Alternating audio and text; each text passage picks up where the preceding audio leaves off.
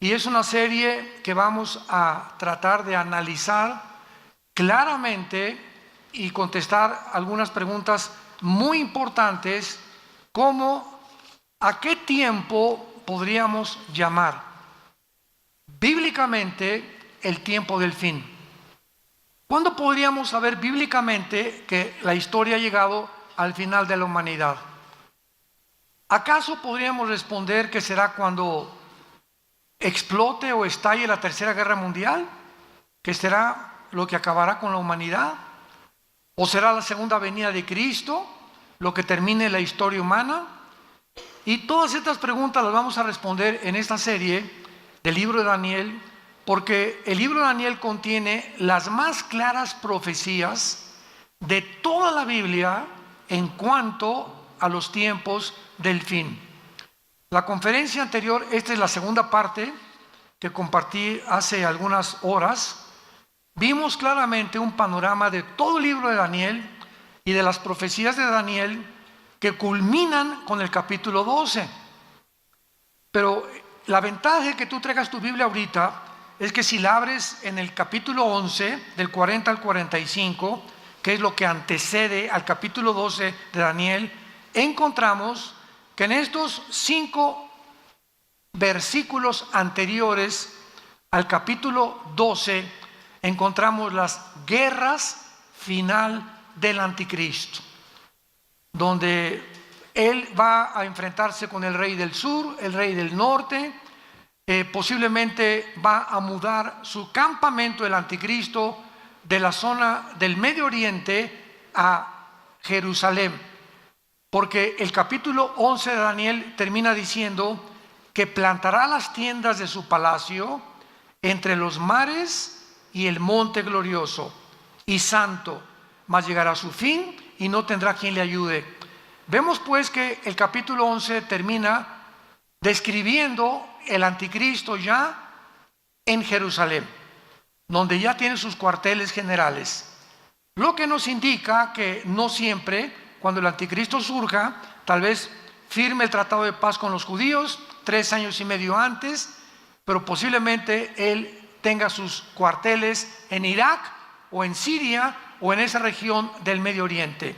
Por alguna razón se moverá a Israel a los 3 años y medio de la semana 70 de Daniel, y a los 3 años y medio llegando a Jerusalén, el anticristo va a entrar al templo judío, que les permitió anteriormente reconstruirlo y meter dentro del lugar santísimo del templo judío una imagen de él que se llama la abominación desoladora.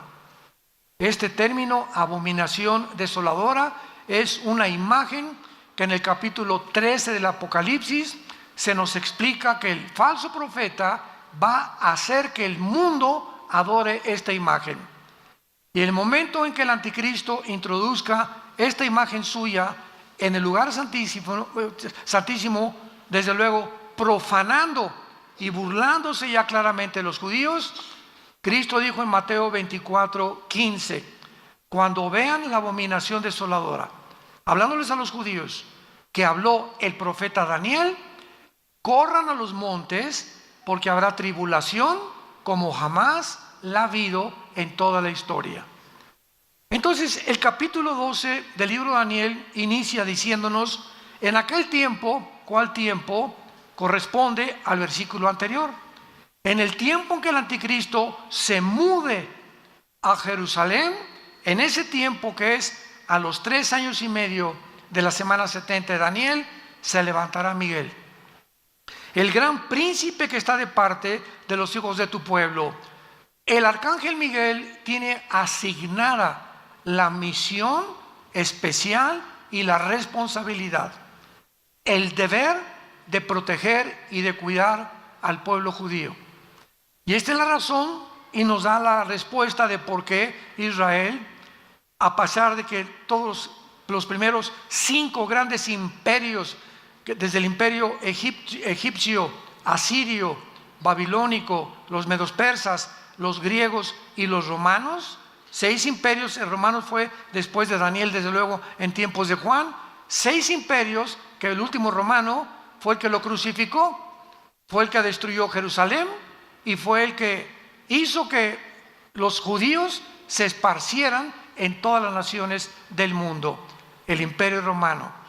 Esto nos habla de cómo es posible que detrás de tanta persecución, este grupo étnico de judíos hayan podido sobrevivir. Sin embargo, es muchísimo más grande el milagro que sucedió en 1948 del siglo pasado, cuando después de casi 1900 tantos años de ser repartidos por el mundo entero, después de la persecución de los nazis, la Liga de las Naciones, antes no era la ONU, era la Liga de las Naciones, votan a que ese pueblo étnico regrese a su tierra el 14 de mayo de 1948. Ante los ojos expectantes e incrédulos de geólogos, antropólogos, estudiosos, historiadores, geógrafos, ¿cómo es posible que nunca este milagro se había visto en la historia de la humanidad? Que un grupo que había sido esparcido y que hubiera perdido su identidad, su cultura, su lenguaje, sus costumbres, sus tradiciones, como le ha sucedido a todas las naciones que han sido esparcidas o que se han cambiado de una nación a otra, no le sucedió al pueblo judío. Mantuvieron su religión, mantuvieron su idioma, mantuvieron sus tradiciones, mantuvieron su cultura y regresaron en el 48 para fundar más milagroso en un día. No tomó meses, tomó un día para que se formara el Estado independiente soberano de Israel. Cuando David Ben Gurión es nombrado el primer ministro el 14 de mayo y al otro día, inmediatamente en la madrugada, los árabes los atacan y sobreviven cuando casi no tenían armas. En 1956 los vuelven a atacar, vuelven a sobrevivir. Viene la guerra de 1967, donde el presidente Nasser de Egipto le habla al presidente de Siria, de Irak y de Líbano: vamos a sacar a los judíos y aventarlos al Mediterráneo, aplastémoslos como puercos y desaparezca el pueblo judío. Y se juntan 5 naciones árabes para poder atacar a un pueblo que era superado 12 a la 15ª potencia de probabilidades que tenían los judíos de sobrevivir la guerra de junio de 1967, que se llamó la Guerra de los 6 días. Uno de los más grandes militares en la historia del siglo XX fue el general Schwarzkopf. Hay su libro con su biografía de él, la puedes conseguir, y fue el que dirigió la operación en el desierto en 1990-91, cuando se juntaron 29 naciones en una coalición dirigidas por el presidente Papa Bush para sacar a Saddam Hussein de Kuwait, que había llegado a matar a las mujeres, a los niños y apoderarse del petróleo del Medio Oriente, y quería poner de rodillas al mundo entero. Pues las naciones reaccionaron y se formó una coalición, y el que dirigió toda esta operación fue el general Schwarzkopf.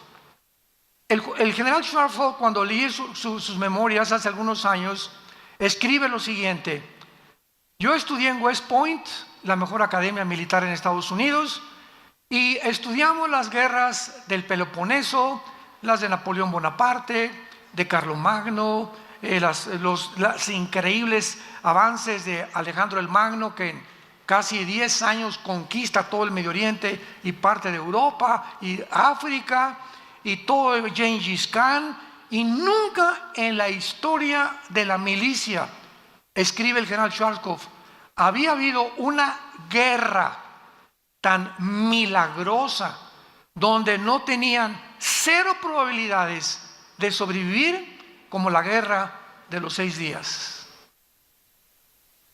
¿Qué pasó en esta guerra? Bueno, pues se juntaron las 5 naciones árabes y los judíos, sabiendo que los árabes, principalmente en Egipto y en Siria, se levantan a las 7:30, 8 de la mañana y son considerados hasta el siglo XXI los judíos los pilotos más diestros y los mejores pilotos que los MiG rusos, que los de Inglaterra, que los F-35 de Estados Unidos.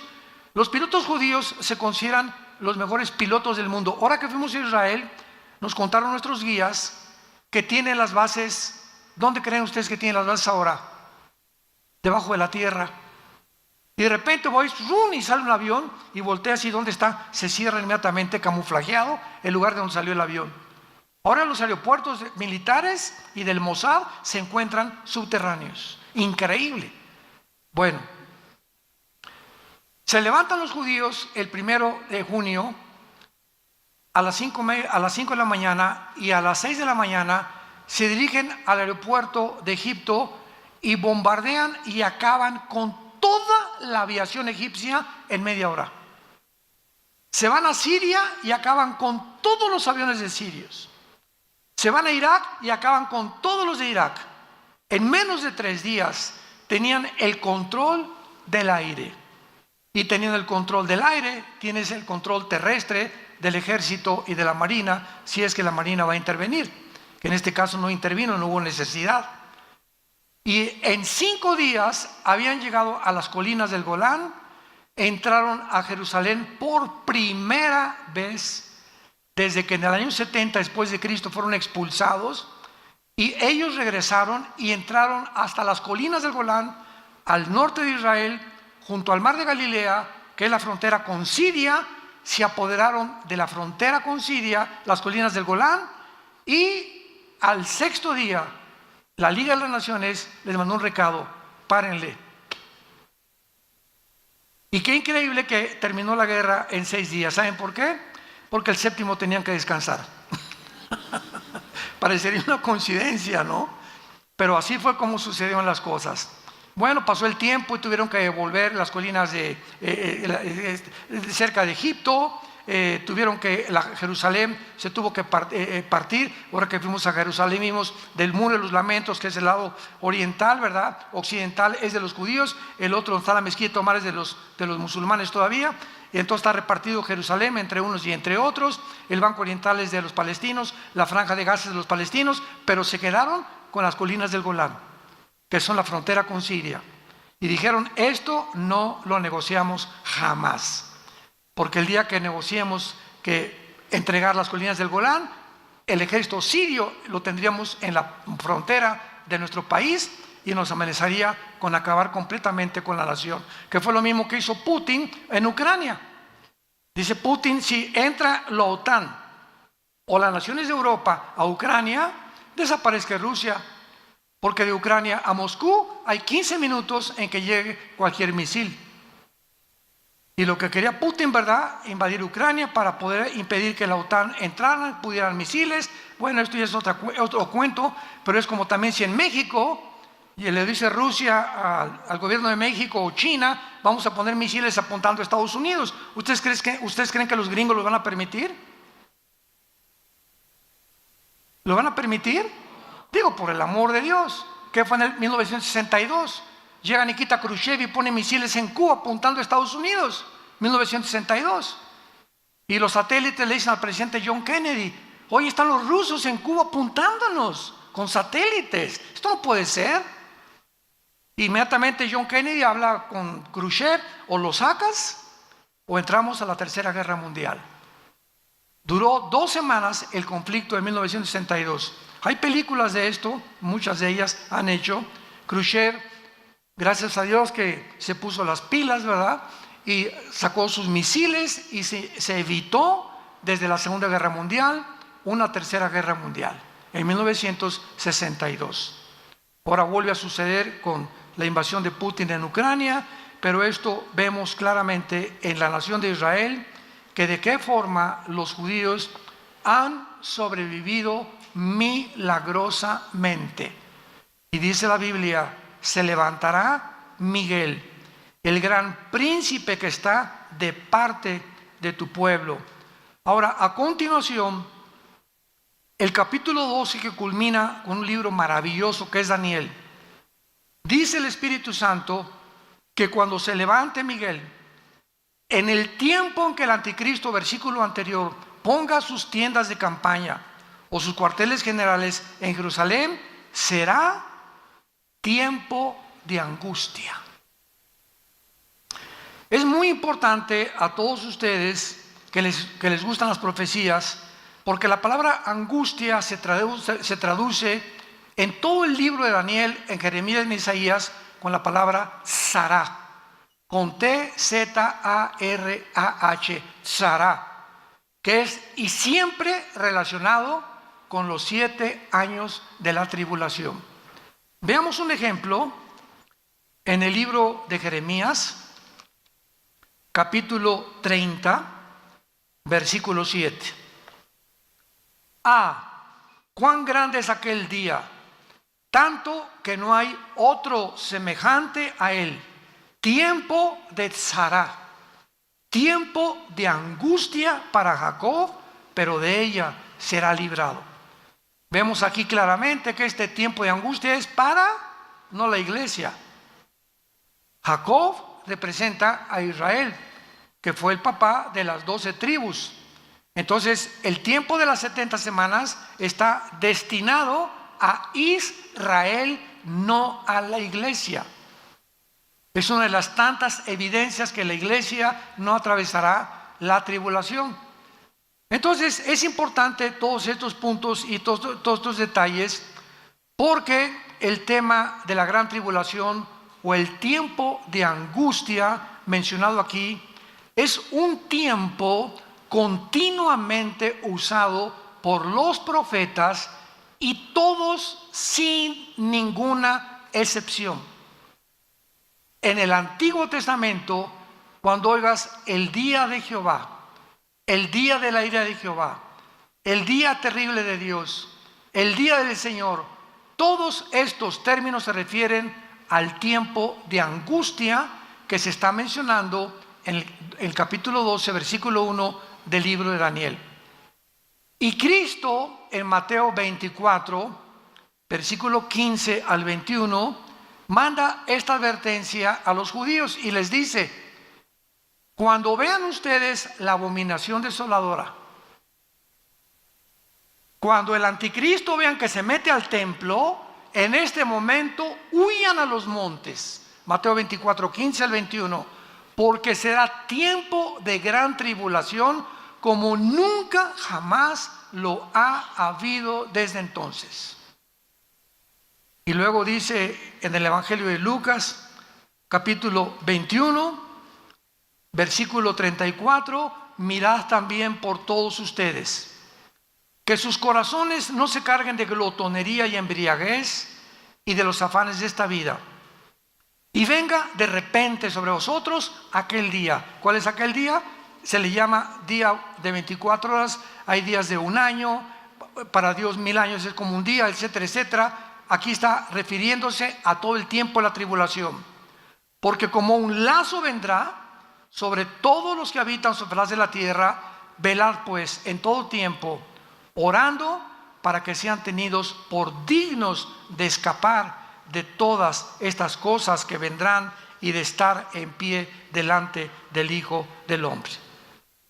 Dice el versículo 25, habrá señales en el sol, en la luna, en las estrellas, en la tierra, angustia de las gentes confundidas a causa del bramido del mar, o sea, de los tsunamis que habrá, desfalleciendo los hombres por el temor. Esta palabra, desfalleciendo los hombres, es falta de aliento. La gente, cuando vea todo lo que está pasando, se le va a ir la respiración. Va a haber ataques al corazón al por mayor de la gente. No van a poder creer lo que están viendo con sus ojos.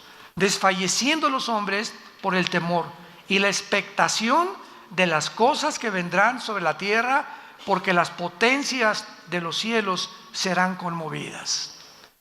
Todo este tiempo de angustia, de tribulación, el día del Señor, el día de Jehová, gracias Señor que la iglesia no estará aquí, o por lo menos los que trajeron su Biblia esta mañana.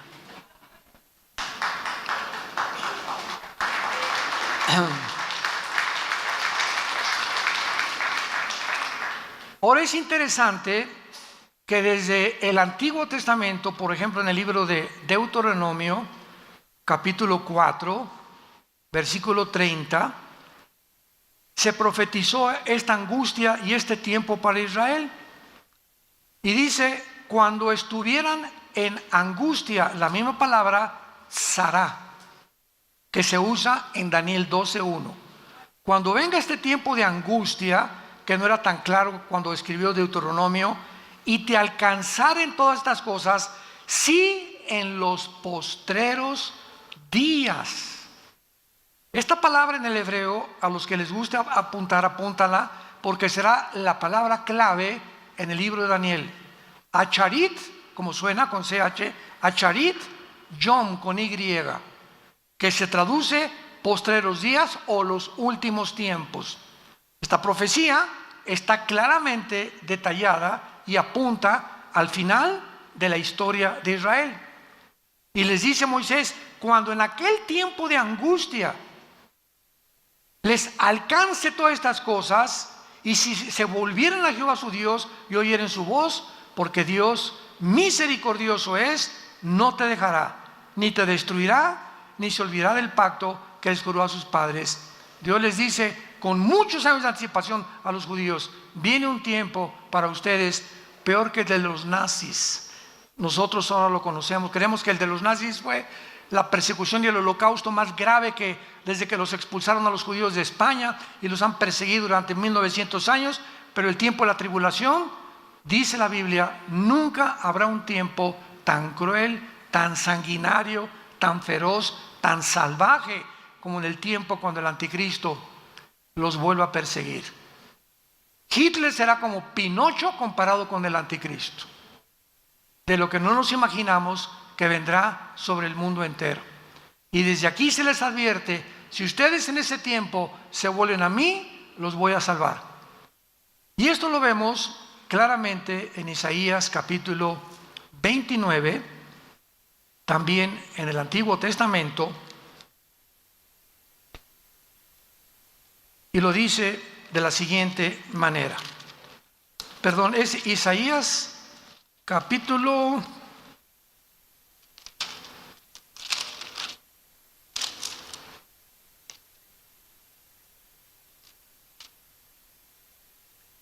Bueno, está en Isaías hoy también el versículo a la mano, que Dios va a esconder en un lugar especial al remanente, porque habrá un remanente nada más, o sea, un pequeño grupo de judíos que se van a salvar. Todos los demás judíos, igual que los gentiles en esta época, se van a condenar. Los que no hayan puesto su esperanza en el Hijo de Dios. Y vemos nosotros claramente también aquí, ¿verdad?, que entonces todos estos pasajes que hablan de la tribulación también se mencionan en el Nuevo Testamento.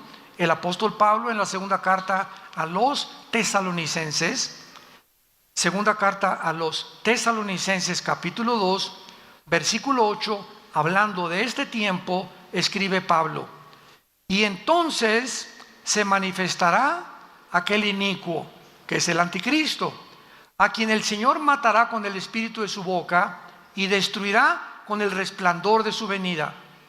Inicuo, cuyo advenimiento es por obra de Satanás, con gran poder y señales y prodigios mentirosos, y con todo engaño de iniquidad para los que se pierden. ¿Quiénes van a ser engañados? Todos aquellos que van a perderse en el infierno. Todos los seres humanos, millones de seres humanos, se burlaron de Dios, nunca quisieron aceptar a Cristo, quisieron independizarse ellos. Yo voy a hacer mis 10 mandamientos, no tengo por qué someterme a ese Dios, yo soy Dios, yo puedo crear realmente el mejoramiento de mi familia, de mis hijos, etcétera, etcétera. Entonces, estas personas van a ser engañadas. Yo les contaba hace algunos momentos que mi esposo y yo vimos un video que nos conmovió tanto. En una ciudad de Estados Unidos se juntaron como 30 o 40 ciclistas encuerados de los pies a la cabeza, ni tangas tenían los hombres, encuerados 100% en bicicletas, en un desfile del orgullo. Y dices, bueno, Dios mío, claro que es una bola de psicópatas, ¿verdad? O sea, ya no, a más locura no se puede llegar. Pero lo que nos conmovió el corazón es el público sentado con sus niños. Increíble que la gente llegue el momento de aceptar algo inconcebible hace algunos años como normal. Increíble. Hay un poder engañoso ya operando en el mundo, en las mentes de los seres humanos, donde ven algo asqueroso, algo que lastima a los niños para toda su vida y lo aceptan como algo normal para no ir en contra de la corriente, porque si el mundo dice que es normal, para mí es normal entonces, y el mundo se convierte en mi Dios y no su palabra, ni el Dios y Padre de Jesucristo. Y estamos en el tiempo, santos de Dios, en el que Dios te va a probar, a ti y a mí, para ver si es cierto de qué calibre estás hecho. Y cuando vengan esas tentaciones, que tú comiences a darte cuenta que comienzas a probar esto y poner en tu trabajo y en tu escuela para no ir en contra de la mayoría, comienzas a unirte a ellos bajo esas densas tinieblas bajo las cuales están, sin darte cuenta que al aceptarlo te metes a las mismas tinieblas y tu entendimiento queda enceguecido para siempre. Pablo llama en Romanos 1 mentes reprobadas. ¿Qué significa en el griego? Mentes, personas que ya no distinguen, ya no disciernen entre el bien y entre el mal. Ya no saben definir qué es una mujer. Increíble. Ya no saben definir lo que es un hombre. Ya no saben qué es un matrimonio. O sea, más locura no puede haber. Cuando ya perdemos la razón, la conciencia, la lógica, el sentido elemental, y donde ya comenzamos a pensar cosas que la energía satánica está operando en el mundo entero. Muy bien, ahora veamos que todas estas escrituras de la gran tribulación, y todo esto es el preludio, imaginémonos en la tribulación las locuras que va a haber, imagínense. Satanás en la forma del anticristo, los ángeles caídos en el mundo, los demonios aquí, por todos lados. Bueno, dice la Biblia, ¿verdad?, que será un tiempo como jamás en la historia ha habido, y toda la humanidad que se van a quedar aquí, no se la van a acabar. Y todo esto es una preparación, porque antes de que Satanás lleve a cabo y ponga en práctica un sistema satánico, antes la humanidad tiene que estar preparada para acabar aceptando lo que no es aceptado como si fuera verdad. Y todo esto nos está preparando, te está preparando mentalmente para que lo peor que venga lo aceptes tarde o temprano. Tú y tus hijos serán responsables, serás responsables de lo que acepten tus hijos y tus nietos y mis nietos también, porque la sangre de ellos será sobre nuestras cabezas. Veamos en Isaías capítulo 13 las escrituras, algunas escrituras. Estamos en este tiempo revisando lo que los profetas hablaron acerca de este tiempo de la gran tribulación que inicia el capítulo 12 del libro de Daniel. Isaías capítulo 13 dice el versículo 9. Vean ustedes los términos y recuérdenlos. He aquí el día de Jehová. Siempre que veas el día de Jehová, es el día de los 7 años de la tribulación del Nuevo Testamento, o el día del Señor, o el día de la ira, etcétera, etcétera. He aquí el día de Jehová viene, terrible, de indignación y ardor de ira, para convertir la tierra en soledad y raer de ella a sus pecadores. Por lo cual las estrellas de los cielos y sus luceros no darán su luz. El sol se oscurecerá al nacer y la luna no dará su resplandor. Y castigaré al mundo por su maldad, dice el Señor, y a los impíos por su iniquidad, y haré que cese la arrogancia de los soberbios, y abatiré la altivez de los fuertes. Me paro aquí.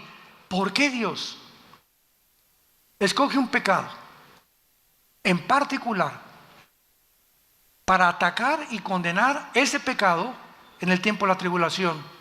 Y el pecado que Él escoge es la soberbia. ¿Cómo puede el señor Klaus Schwab, presidente del Foro Económico Mundial, haber declarado en Davos que van a inventar una Biblia con inteligencia artificial para borrar nuestra Biblia? Va a salir la Biblia gay a finales de este año, eliminando todos los pasajes que hablan de la homosexualidad.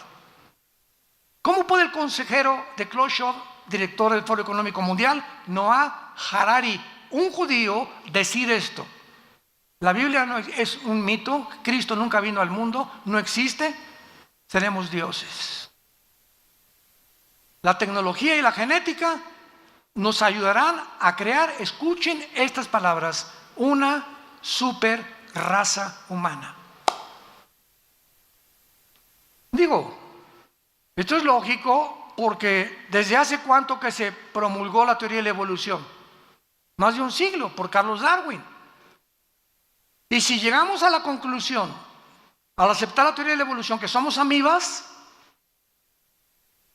que no hay un creador, que todo es un accidente, y que entonces lo único que necesitamos es un mejoramiento evolutivo, y hemos llegado ahora con la ciencia y la tecnología, nos van a ayudar a evolucionar a un nivel superior, pues es lógico que habiendo creído una mentira, dé paso a otra mentira y la mentira a otra y otra, y se vuelve una torre de Babel, hasta que inunda el mundo entero de mentiras, y la humanidad llega al siglo XXI a creerlo, que podemos mejorar la raza con la genética y la tecnología moderna. A esto hemos llegado, iglesia y familia de Jesucristo. Abatiré la altivez de los fuertes. ¡Qué soberbia! Le creyeron la mentira de Satanás a Eva en el huerto del Edén. ¿Cuál fue la primera mentira que lanzó Satanás? Serán como dioses. No necesitas leyes, no necesitas a nadie, tú eres Dios. Tú puedes ser el jefe de tu familia sin consultar a Dios. Tú puedes saber educar a tu esposa y a tu esposo. Ustedes pueden saber educar a sus hijos sin la ayuda de Dios. Pueden gobernar sin la ayuda de Dios. Pueden penetrar en las profundidades de la ciencia y los secretos de la ciencia que están saliendo ahorita, y una vez que los descubrimos se vuelven monstruos contra nosotros, y la ciencia nos ayuda a crear monstruos, una raza híbrida. ¿Qué es lo que están haciendo y lo que están formando? Y entonces la ciencia deja de ser ciencia y se convierte en ciencia ficción. Porque lo que es ciencia ficción, eso no es ciencia. Si algún ginecólogo, algún genetista, algún biólogo me llega a decir, con sus credenciales y sus doctorados, que se puede crear una raza superior, ¿verdad? Le digo, ¿de cuál fumaste, compadre? Ni siquiera un viaje del LSD que hicieron los Beatles puede afectar la mente tanto como estos locos. ¿De dónde pueden ellos llegar a creer eso? Que el hombre no es hombre, es mujer, y que la mujer se puede hacer hombre y el hombre se puede hacer mujer, y que ya no hay géneros. Esto ya no hay palabras para describirlo. Dice el versículo 13, porque haré estremecer los cielos y la tierra se moverá de su lugar en la indignación de Jehová de los ejércitos y en el día del ardor de su ira. ¿Cuándo será esto? En los tiempos de la tribulación. Y se levantará Miguel. En ese tiempo Miguel agarra todo el ejército listo para enfrentarse con los ángeles y Satanás. Apocalipsis capítulo 2. Y vendrá una guerra cósmica en el cielo, mientras aquí abajo hay una guerra en el mundo queriendo todos huir de Dios. Veamos otro pasaje de las Escrituras en Isaías 24. Esto está increíble. Isaías 24. Estos pasajes que estamos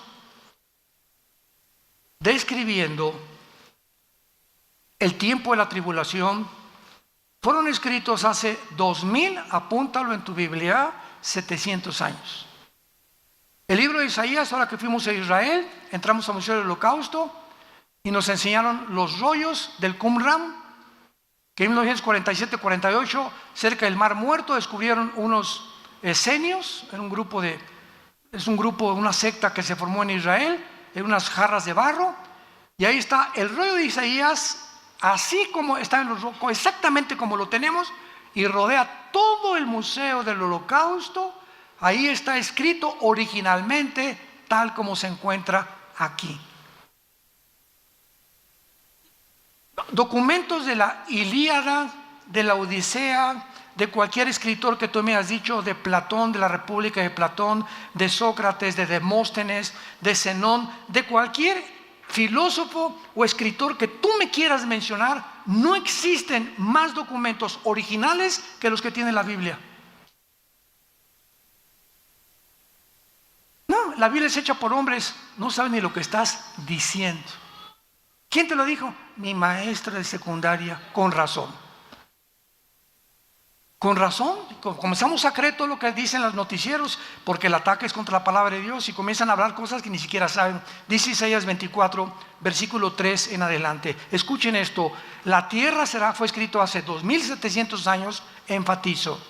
La tierra será enteramente vaciada, completamente saqueada, porque Jehová ha pronunciado esta palabra. Se destruyó, cayó la tierra, enfermó, cayó el mundo, enfermaron los altos pueblos de la tierra, y la tierra se contaminó bajo sus moradores. ¿Por qué? Vean las tres causas. Número 1, porque traspasaron las leyes.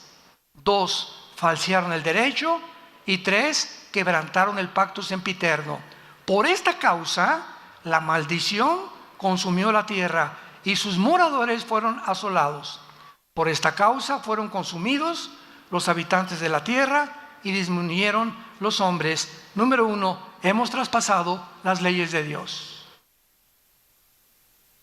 Génesis capítulo 1, primer página de la Biblia.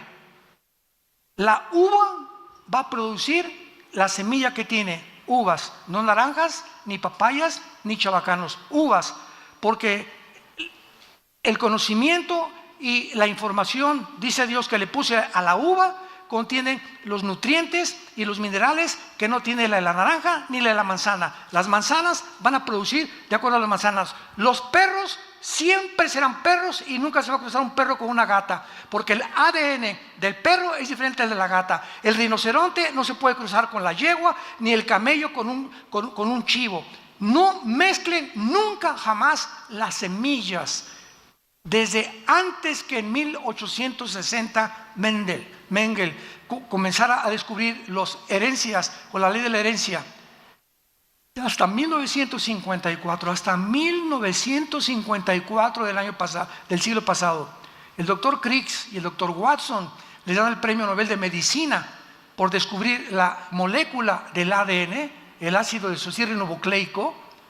Cuando leen esto, yo siempre lo dije, si Carlos Darwin hubiera conocido precisamente el ADN que está en las células, nunca hubiera escrito el libro El origen de las especies, que es la aberración más grande de la literatura que existe. Y ya Dios lo había establecido, pero comenzamos ahorita ya a cruzar vampiros con murciélagos, con palomas, y el chivo con un perro, y una oveja con un chivo, y estamos comenzando a producir mezclas, y siempre una mezcla entre dos ADN produce un híbrido. Cruza un caballo con una burra, ¿qué nace?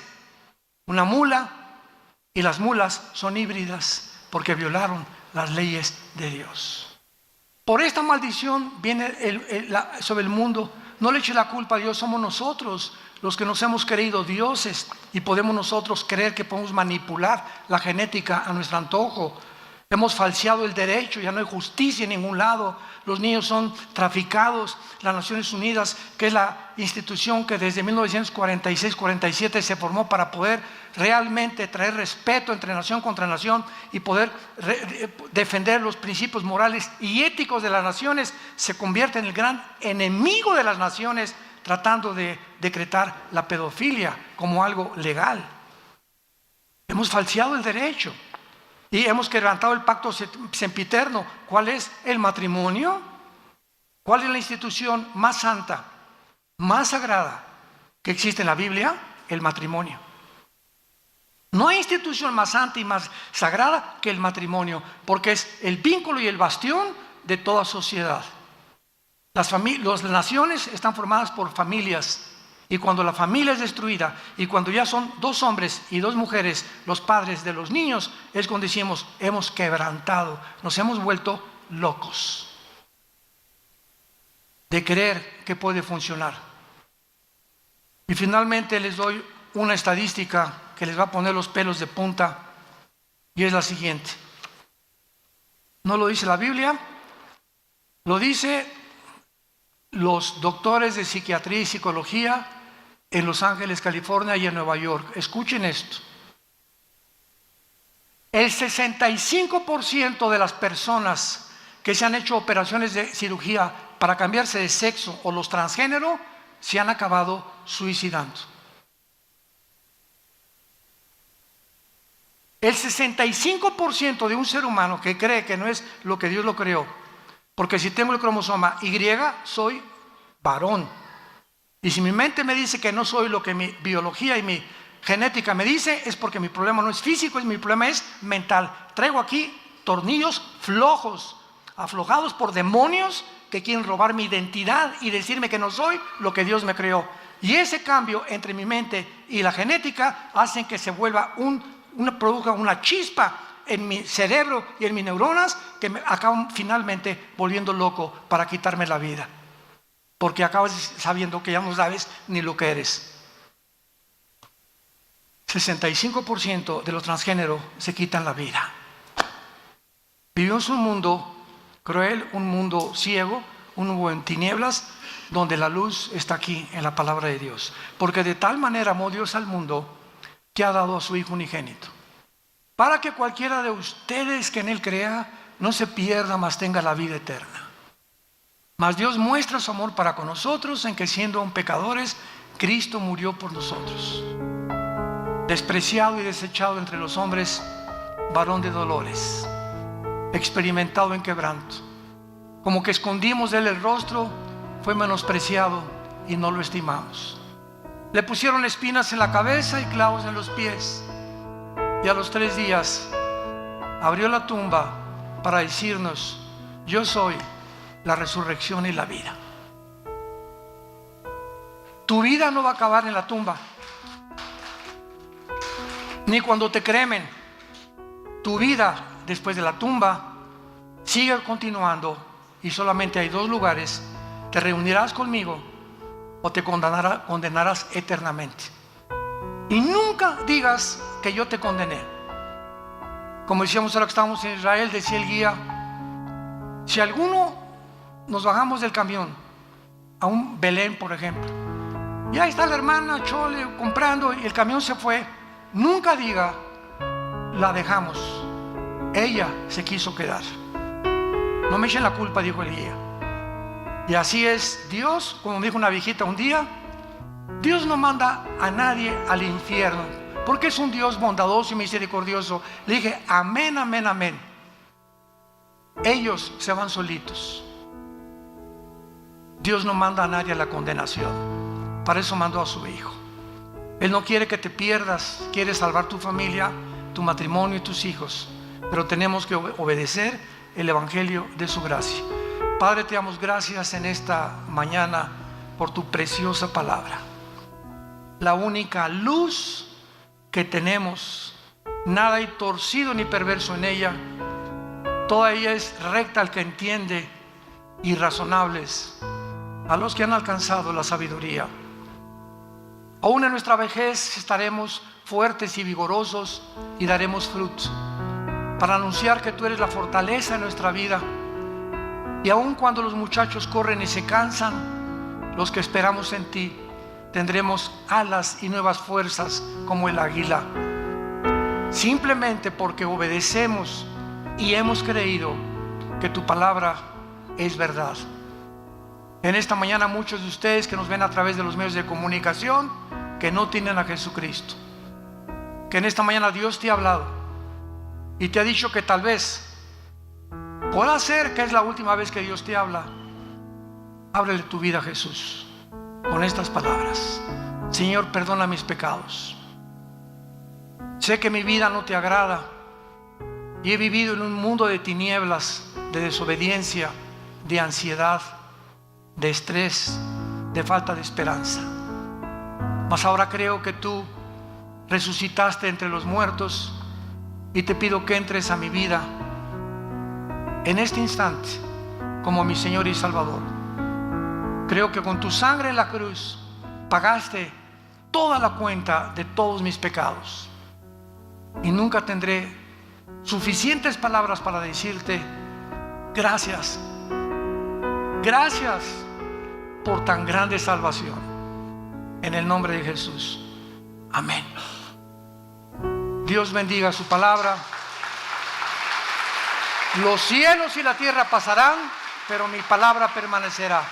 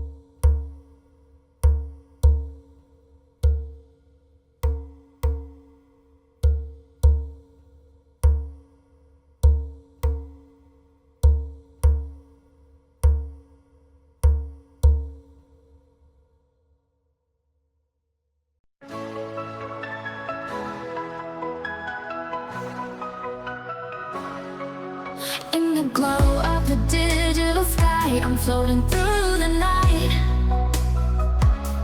lost in a sea of melodies where shadows take flight. Ooh, with every beat that pulses, I feel you deep inside. In this electro wonderland where our hearts collide.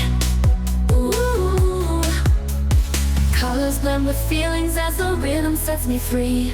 Every note a whisper, every beat, you and me. Electric heartbeat in the synth waves, feel you near in the pulsing haze. In this pop world where we unite, your love's a rhythm in my life.